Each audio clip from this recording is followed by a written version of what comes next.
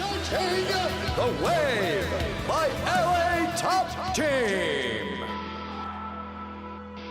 Tell them, Bruce. Tell them. Make sure they know. Hello, everybody, and thank you again for tuning in to the most interesting show in real estate.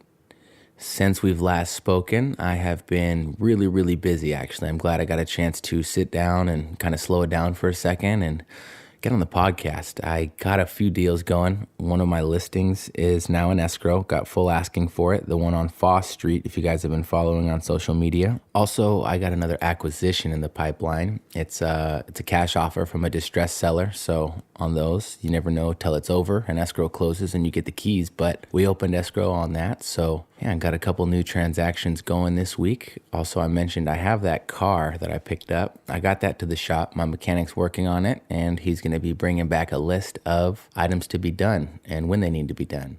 I guess socially, other than that, Trump has been signing into office all kinds of executive orders, and that has my social media on all fronts going absolutely bananas on both sides. And I like it. I enjoy the banter back and forth. So yeah, that's what I gather from all that. I have no opinion on it except that I enjoy it. I like watching both sides. I have friends on both sides of the spectrum.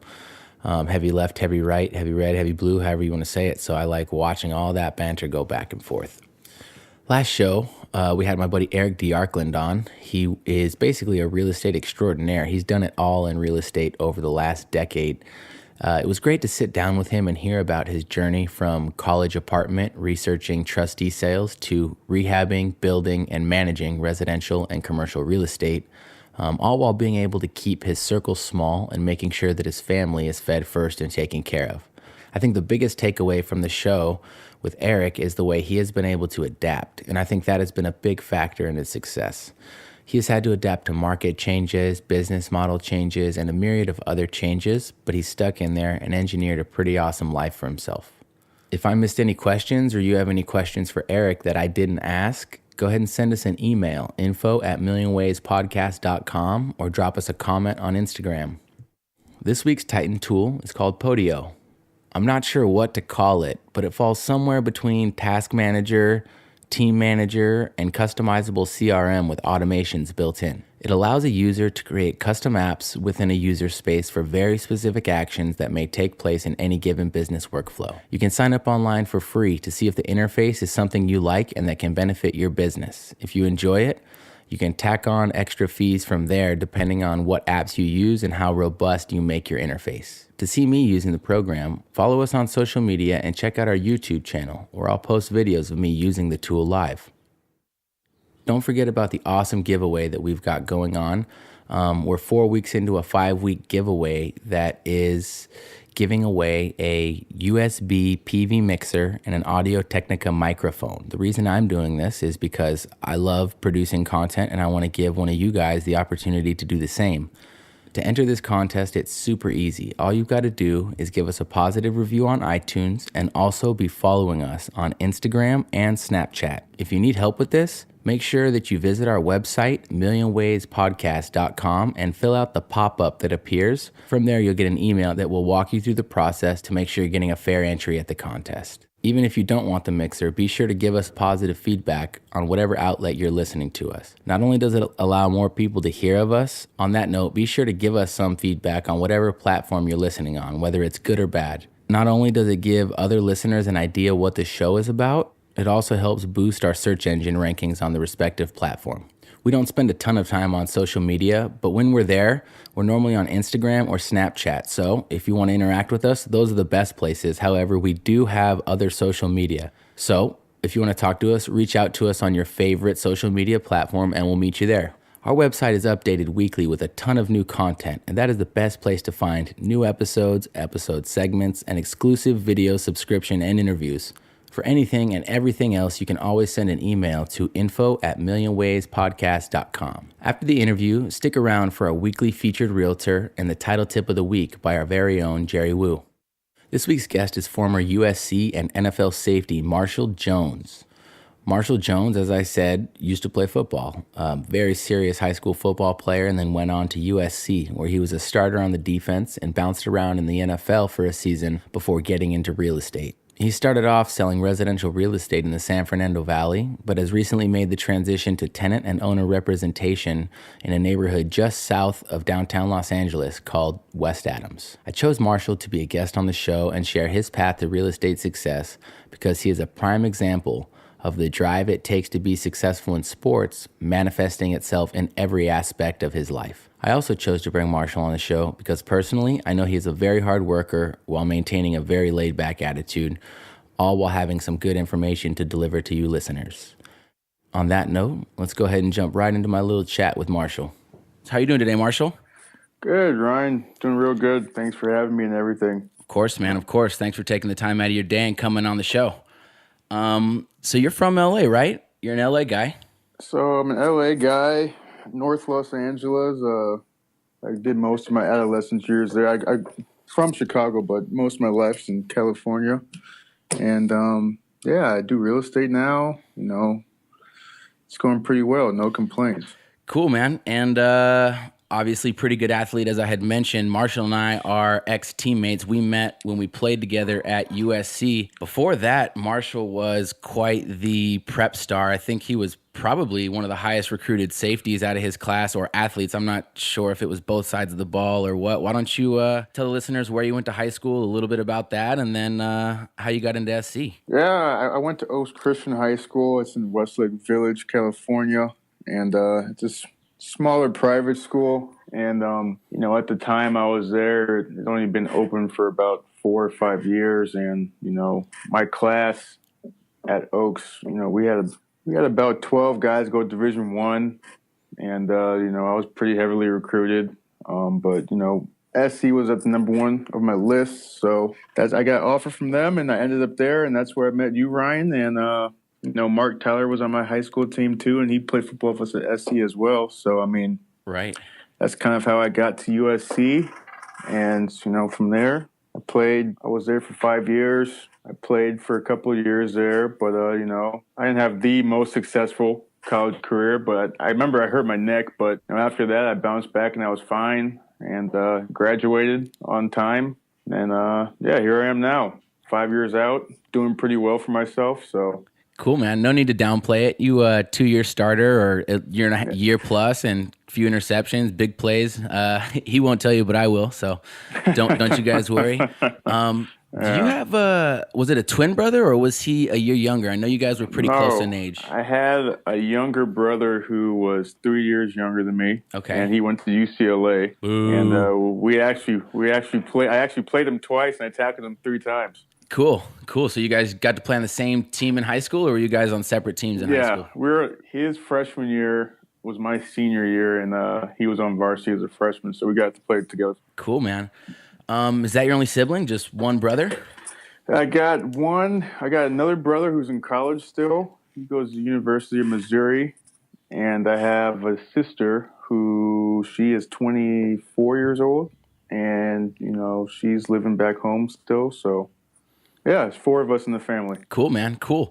So let's talk about after SC. So football's done. You, like me, played a little bit afterwards, kind of bounced around, stayed in shape. But did you pretty immediately get into real estate after football was over? So, after football was over, I didn't really know what to do. So I coached at my high school for about a year. And, I had a college professor who I stayed in contact with after I graduated, and he told me to get my license. And, I told him I wanted a career in real estate. So I got my license. I still didn't really know what to do, but, I came across this firm out in Westlake where I lived. It was a residential company, and, I got with them, and, I was lucky, right away, I was fortunate enough to have a family friend who was selling their house, so I got that started. I did that. It was my first deal. I didn't really know what I was doing, but I had a senior who was helping me, so it doesn't always work out that way. It's tough getting started, whether it's residential or commercial. People got to trust you. When someone sells their house, that's pretty much the biggest asset they have, so they got to trust you with that. Not to mention houses aren't cheap where we're from, so. No, exactly. So, I think the average house where I was living out there at the time was about, almost $1 million. So right. That's a pretty hefty investment, So So a professor helped you kind of make the Yeah, segue into yeah, real estate. What was that? A yeah, USC professor? yeah. His name was Ryan Millsap. I don't know if you had him. I did not, but Did you? I'm gonna do some research on him. Yeah. He owns his own company. I think it's called Arenda Capital. Cool, man. So you got into residential real estate. Luckily, you had you said it was a family friend or a neighbor who Yeah, afforded you the family opportunity friend. to get a deal going right away. Yeah, so that happened. I did that. Another a year and a half went by. I did a few more deals. Um, but the thing with residential, there's a lot of personal, emotion involved when it comes to selling someone's house. The sellers, they want the right people to buy their house. So, there's a lot of emotion in that. And then buyers, they have to love it. So, after I think it was about almost 2 years, I made the switch over to commercial real estate, and that's what I'm doing now. I'm selling apartment buildings in the Baldwin Hills and West Adams area, close to USC. So, the reason I did that was because commercial real estate, I feel it's more business oriented compared to emotional oriented when it comes to selling a building or something. Because right now I work with a lot of investors, and if the deal makes sense, they'll go for it. It doesn't matter what the building looks like or who owns it. So I mean, it's more business oriented. So I mean, that's why I liked it, and that's why I made the switch. So I mean, So you switched. So you switched from residential to commercial, and not only did you do that, you switched areas. You switched from North Los Angeles out to basically central, west basically, central Los Angeles, right? yeah, exactly. That's where I'm at right now. Yeah, Cool, man. That area is really, really happening as far as residential goes and house flipping. It's hard to get your hands on something out there. And if you do, you're oh lucky and yeah, you're going to be profitable. So sounds like the yeah, same is kind of going on with commercial. yeah. I mean, the areas I'm working, Baldwin Hills, the West Adams area.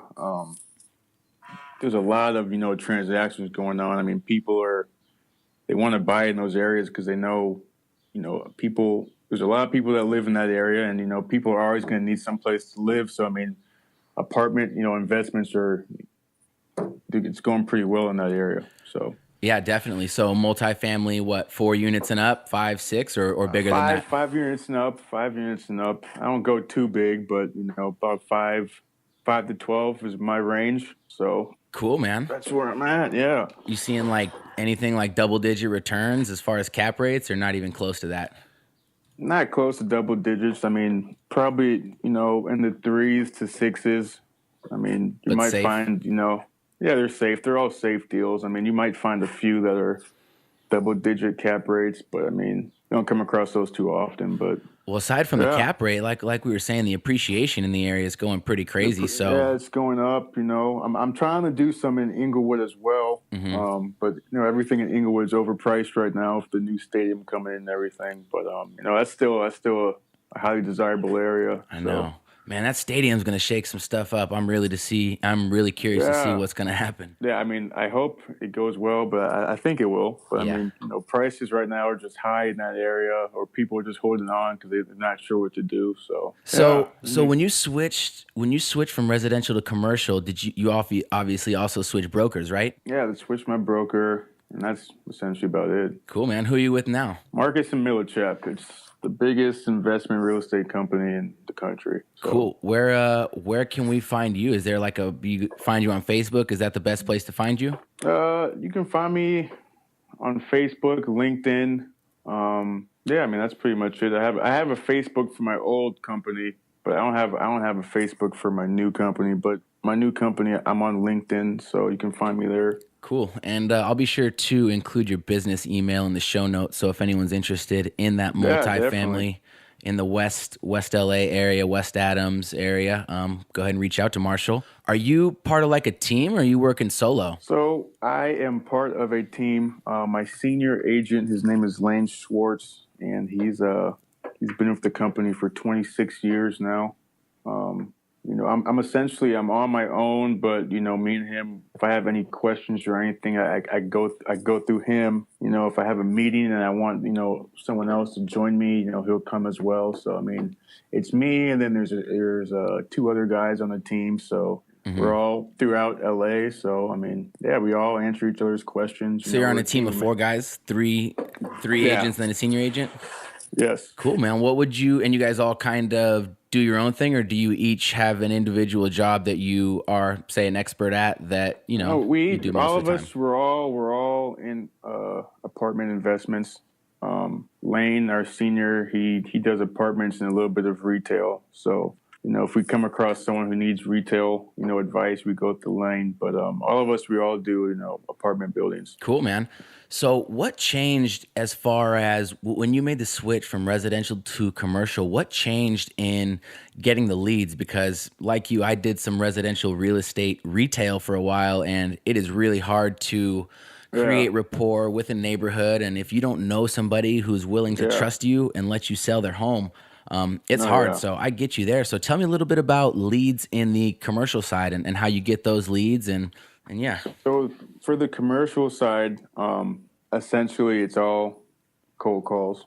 I come in at 7 o'clock in the morning. I don't leave until about 6:37 at night, and my goal is to make about 65 to 80 cold calls a day, and about 300 a week. So all you gotta do is really build rapport over the phone, and you get yourself in front of them, and then that's how you get your leads. I mean, before I started calling, I databased for about 3 months. I got about close to 3,000 contacts in my database, and then about a month and a half or about 2 months ago, I just started cold calling. So that's how I get my leads, is just cold calls. Cool, man. And so do you have a process to help you follow up with those leads after you've made initial contact, like some sort of Yeah, CRM or yeah, I something? have a CRM. I use Salesforce, and then I have Excel sheets as well. So I make notes of each phone call I have, and I make notes to call him back in 6 months, or if this guy's a buyer, I put him on my buyer list, and I go from there. Cool, man. So pretty standard, just Salesforce CRM, reminding yourself to follow up and constant touches until Until business is you ready to get be produced. you get that first meeting with them, you meet them face to face, and then yeah, I mean that's how it goes. Yeah. Is there like a lot of whining and dining and taking them out or any of that, or not so Not much of that? necessarily, not so much. It's just it's just getting in front of them,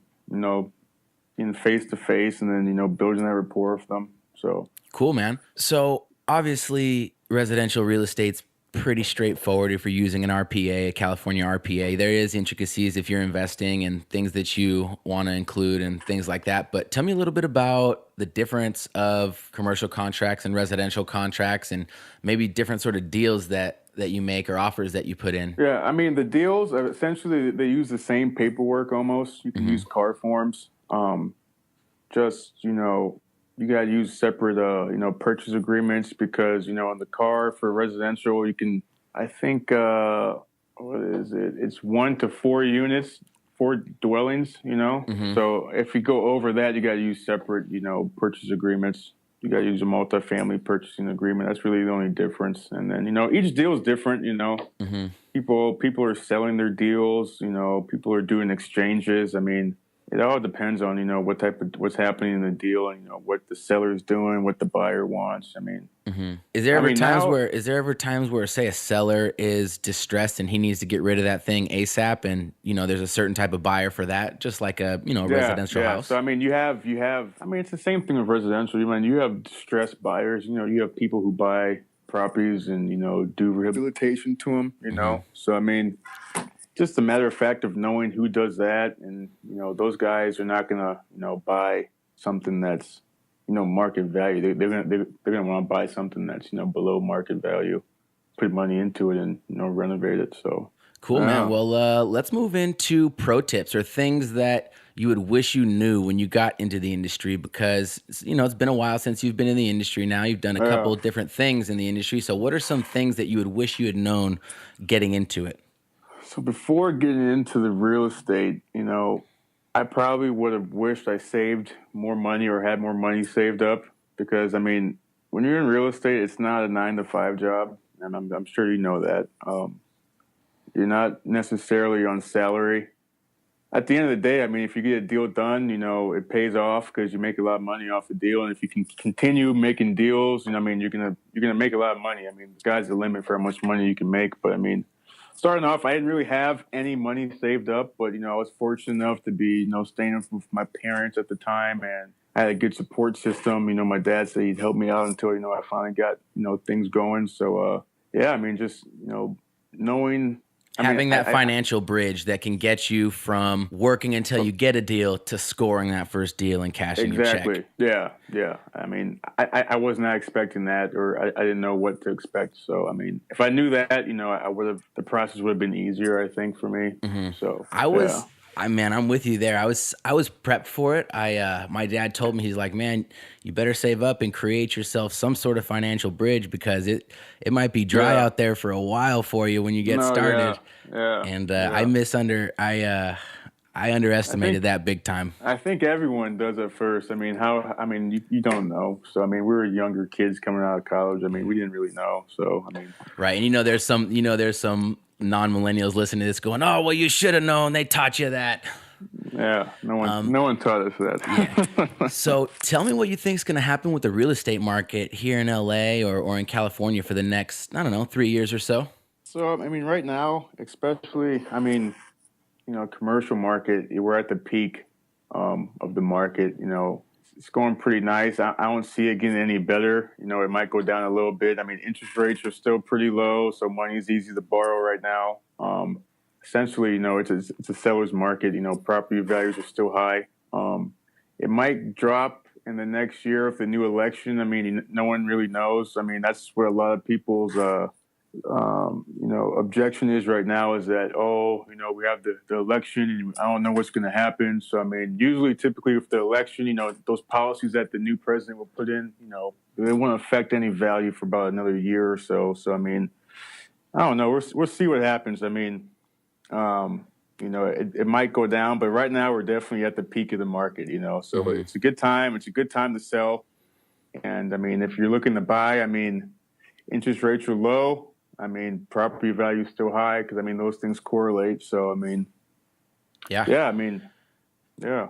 And your plan to answer it is keep on that CRM, those 3,000 leads you have, letting them know. Letting them know. So, I mean, that's my pitch is, interest rates are low, property value is high. It's a seller's market. So, I mean, if you're looking to buy, it's easy to borrow money now. So, I mean, and interest rates are probably going to go up. They're steadily going up as we speak. So, I mean, right now you can get your interest rate could be about, 3.5, maybe right now. So cool. And you can help anybody who calls you with that, right? You can help get them linked up with the lender and stuff. We've got, my company's got an in-house lender, Marcus Millchap, corporate, Marcus Millchap, corporate finances. So, I mean, we do loans as well. So, I mean, I can put them in touch for a mortgage lender and everything. So cool, man. And just real quick, a 3-year personal goal or where you see yourself in 3 years in the industry or out of the industry or major money and skipped out or what?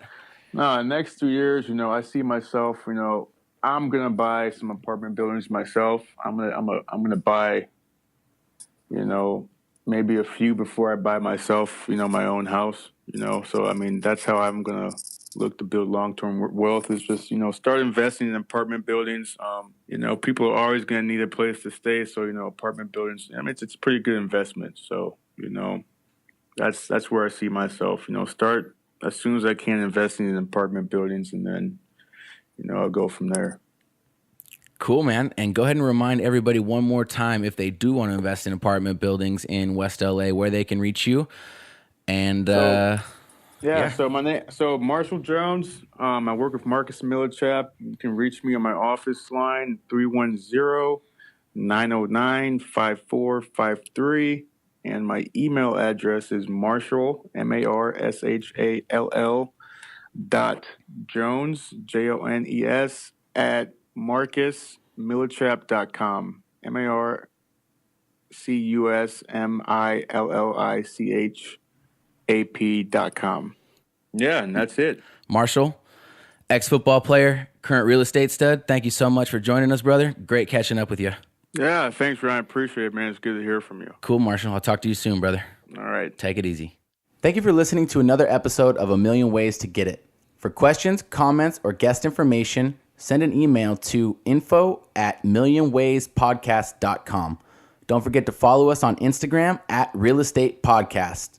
This week's Realtor of the Week is Patrick Crane. Patrick is a realtor in Northeast Los Angeles, and he and I have known each other for about a year now. I picked Patrick to be this week's featured realtor because Patrick is bold, straight up. He took the leap to start doing business in Northeast LA before most other people had even thought about doing business there. Safe to say he was way ahead of the curve on that one. I also really admire Patrick's creativity. He and I have viewed a handful of properties together over the year, and every time we do, he brings me to a property with a lot of potential and a plan in mind that involves some creativity, with the end goal being the most value for me, his client at that time. And for that reason, Patrick is our Realtor of the Week. You can reach him on Facebook. Just give him a search, Patrick Crane, last name Crane. He operates under California Republic Realty. Go ahead and check him out online. Let's jump into our weekly title tip with Jerry. Hi guys, welcome to Title Talk Tuesday. This is your host, Jerry Wu, your title specialist here at First American Title. And wanted to welcome you guys back to another installation of this special program talking specifically about title insurance related to real estate, residential, commercial, and so forth. Today, the topic that I wanted to share with you guys has to do with vesting. Now, if you've ever bought a property, maybe you bought it by yourself, maybe you had somebody else on title with you, escrow would always give you what's called a vesting worksheet. And what that really is, vesting, it's another fancy way of saying estate planning. Okay, so before I continue on this topic, I just wanted to give a quick disclaimer. You know, when we're talking about vesting, estate planning, there's really a lot of legal and tax ramification that comes from this. So again, your realtor or your title specialist, we're not attorneys. We don't give legal advice. However, I do think it's important that the buyer of any real estate transaction has a good enough idea or general idea of the different ways of holding title, meaning the different ways of how they should vest their title or vest their property. And I'll go into more details and explanation later of the differences, but I at least wanted to start out this segment with that little disclaimer because it is important. I mean, we have attorneys, estate planning attorneys that really specialize in nothing but this type of stuff. So it does get pretty detailed. It does get pretty extensive. So with that said, let me continue and talk a little bit about how you can hold title when you purchase a property. Now, if you're purchasing property by yourself, if you're the only one that's going to be on title, well, that's pretty straightforward. That's pretty simple. Okay, so the first scenario is you're a single man or a single woman. Now, that's the most easiest, the most straightforward way. Let's say your name is John Doe, then you're buying property. The title of your property is going to read John Doe, a single man.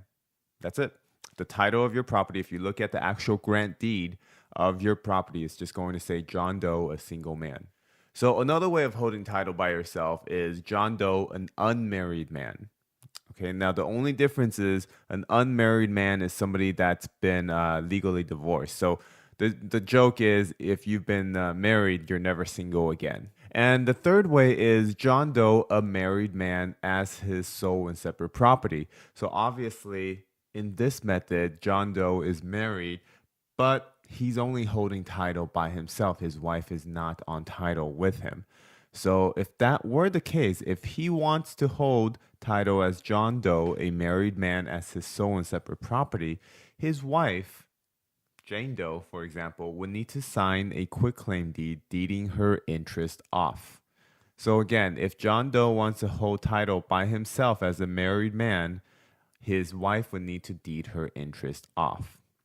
Now, there are some rare occasions where a married man or a married woman can hold title by themselves without their spouse signing a quitclaim or interspousal grant deed.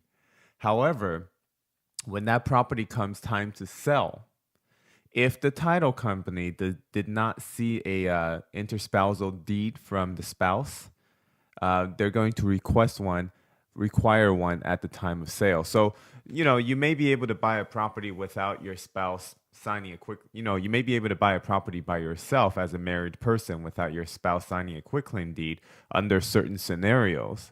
However, sooner or later, your spouse is going to be required to sign a quitclaim deed. So those are, if you're holding title by yourself, those are the most simplistic three methods. Now, keep in mind, when you hold title by yourself, we're talking about, remember, estate planning, investing. What happens to the property after you pass away? If you're holding title by yourself as John Doe, a single man, and you were to pass away, that property is going into probate. So just something to keep in mind, okay? Now, another way of holding title is under your trust. So segueing into that, a trust is a great way of holding title. I mean, because you basically have everything lined up in a scenario where you're unable to act as the seller or maybe the trustee. Now, keep in mind, every trust, there's 3 roles. Okay, so you may have a trust called John Doe Family Trust. Okay, you went to an attorney and you created a trust called John Doe Family Trust, and you want to buy your house using John Doe Family Trust. That's absolutely okay. Now, in every trust, there are essentially 3 roles. You have your trustor, basically a person who created a trust. You have your beneficiary, which is pretty self-explanatory. And you have your trustee, meaning the person in charge of this trust. A lot of the times, the trustee and trustor could be the same person. And the trustee is also the same person that would sign all the documents relating to a real estate sale if the property is under a trust. From a title company perspective, whenever we see a property held under a trust and it's going to sale, we're going to see who the trustee is, because that's the person that we're going to require to sign all the relevant documents. If this particular trustee has passed away, for example, let's say our original trustee was our John Doe, right? It was a John Doe trustee of the John Doe Family Trust. And in this example, let's say our trustee, John Doe, has passed away. Then the title company is going to require to see a copy of the John Doe Family Trust to see who is the successor trustee. And then if that successor trustee can't act, then there'll probably be a successor to the successor trustee. So in a way, a trust is a very good way of holding title because it kind of lays out everything. There's no questions to go with that. Now, also keep in mind, sometimes I get a question like, "Hey, I have my property in a trust, but I want to sell it and I want to use a power of attorney." In general, most of the time, if your property is held under a trust, the trust does not allow a power of attorney to be used unless it is specified in the trust that a power of attorney can be used, which is very rare. So just something to keep in mind, because if you think about it, the power of attorney sort of defeats the purpose of a trust, right? So just something to be aware of. So that's another way of holding title, of course, is you can hold it under your company name. Perhaps you have an LLC or you have a corporation. That's also possible. Okay, moving on. Now, co-ownership. What if you're buying property and you want to hold title under 2 or more people? Well, I've included a little workshop. Hopefully you can see it, but there is generally now 4 ways of vesting. So let's say we have John Doe and Jane Smith buying the property together. Okay, John Doe and Jane Smith is buying property together, and escrow is going to ask them, how do you want to hold title? How do you want to vest? How do you want your vesting to be? There are 4 options. First is called tenancy in common, then joint tenancy, and community property of right or survivorship. So it might sound something like this: John Doe, a single man, and Jane Smith, a single woman, together as joint tenants. A title might be held in that fashion. Or it may be John Doe and Jane Doe, husband and wife, together as community property with right of survivorship. Could be held in that fashion. Now, the worksheet that I've supplied kind of goes over the main differences between these four options, but I'll give you a quick overview on some of the key things that at least most people in my experience pay attention to when they decide between or amongst these four options. Now, let's say two people are buying title and they say they want to hold title under different interests. For example, party A says, I want to have 70% interest, and party B says, I want to have 30% interest. Well, that's a pretty simple one because it kind of just defaults to tenancy in common. Because tenancy in common is the only choice out of these four that allows different interests to be held by the parties involved. However, tenancy in common also does not have any right of survivorship benefits. And what I mean by that is, let's say party A has 70% interest. If party A were to pass away, party A's 70% would need to be probated. Again, if party A were to pass away, his 70% or his or her 70% would need to go to probate. It does not just automatically go to party B. Now, moving on then to joint tenant. Okay, so party A and B wants to hold title together as joint tenants. Now, joint tenants does have an automatic right of survivorship benefit. However, you have to hold title as a whole, meaning you cannot anymore have 70%, 30%. It has to be two people have to be held title. Two people have to hold title as a whole. It could be 3 people or 4 people, so forth. Now, so what I mean by the right of survivorship benefit is, again, let's say it's just A and B. If A were to pass away, B would have the capability to do anything he or she wants. He can sell, he can refinance, and that would be perfectly fine. So really all that's needed is if A were to pass away, B would just have to have a death certificate for A and also what's called an affidavit of death to joint tenant recorded, and now B, him or her, owns the property altogether. So joint tenants used to be a really popular way for husband and wives, actually, until recently. Now, you might notice that there's a community property and community property of right or survivorship. Now, before I say anything, community property is usually just reserved for spouses to be used. So husband and wife, husband, wife, wife, only reserved for husband and wife to be used. Now, let's start with community property of right of survivorship. Okay, community property of right of survivorship has that automatic right of survivorship just like joint tenant does. Okay, except it has a few better tax advantage when it relates to capital gains tax when you sell the property. So it has to do with what's called a step-up tax basis. I'm not going to go into the details of the step-up tax basis because that's mostly a CPA type of thing. But just know that if you're husband and wife and you want that automatic right of survivorship benefit, it's worth taking a look into holding title as community property of right of survivorship because you do get that automatic right of survivorship benefit that most husband and wife seek, and you get a better tax advantage if you were to ever sell the property one day because of the step-up tax basis. Again, it's not a recommendation, but it's good to look into if if you're buying property as husband and wife. Now, the main difference between community property of right of survivorship and just regular community property is the automatic right of survivorship. So obviously, community property of right of survivorship has an automatic right of survivorship benefit, whereas regular community property has that unless otherwise devised by will.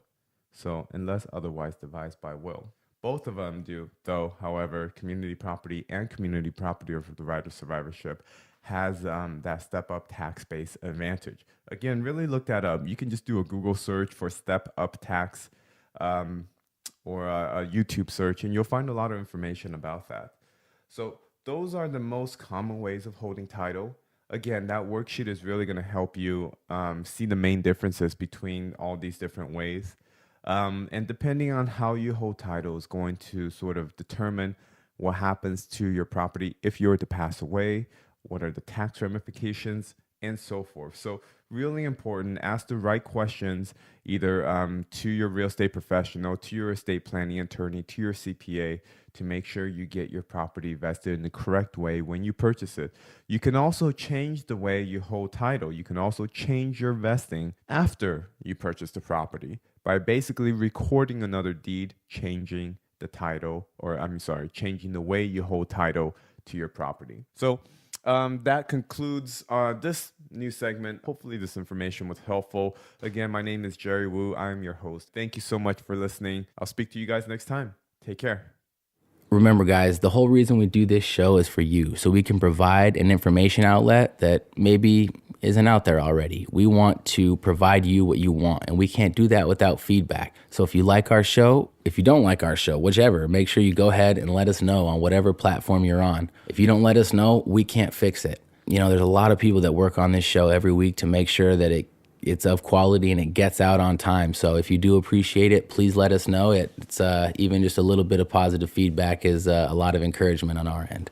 Always remember, our website is a major content hub updated weekly with a ton of fresh new audio and video content. It's the best place to find whole new episodes and also segments of episodes on their own with video and exclusive subscription information as well. That's the best place to find transcriptions of the shows and guest information as well. That being said, you guys take care. Make sure you tuck your kids in. Kiss your parents. It's a crazy world. Talk to you guys next week.